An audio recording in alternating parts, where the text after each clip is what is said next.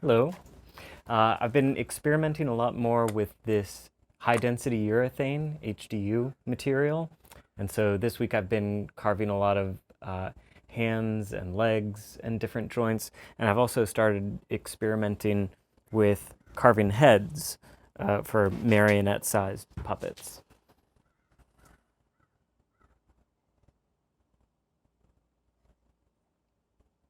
While I was carving this one, I decided I wanted to experiment with an eye blink mechanism too, to give the character some facial expression.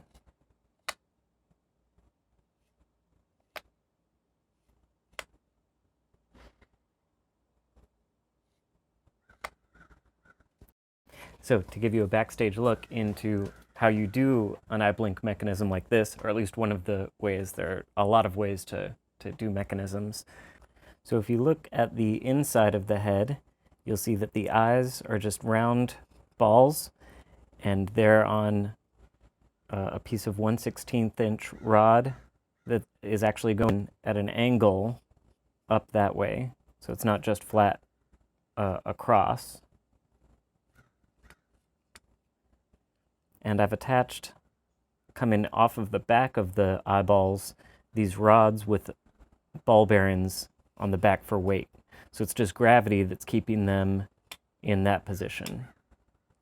Then they're tied together with a short piece of string, and then from the center of that string, another string attached that runs up through the top of the head, so that when you pull on it, it raises them both, which lowers on the other side, since it's a lever.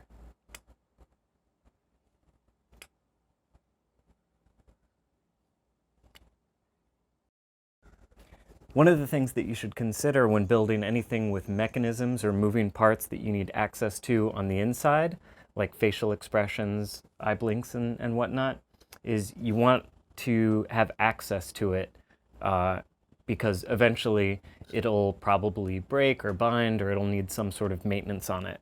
So you'll want to build your head so that you can have an access panel in the back. And there are a lot of ways to do that too. But for this one, I wanted to experiment with magnets.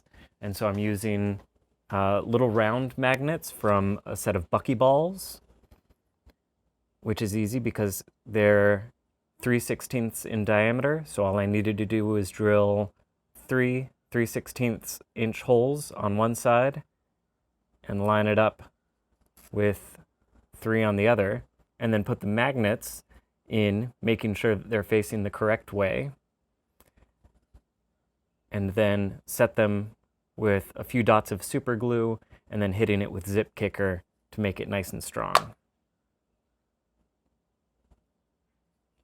When you're cutting your access line, you can try and line it up with where, if your character is going to have a wig or a natural line to help hide that seam, you can.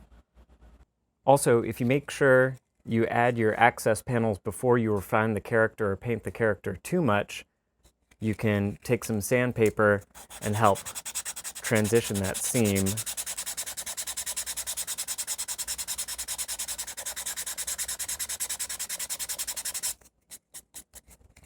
so that it's nice and smooth once it goes back on.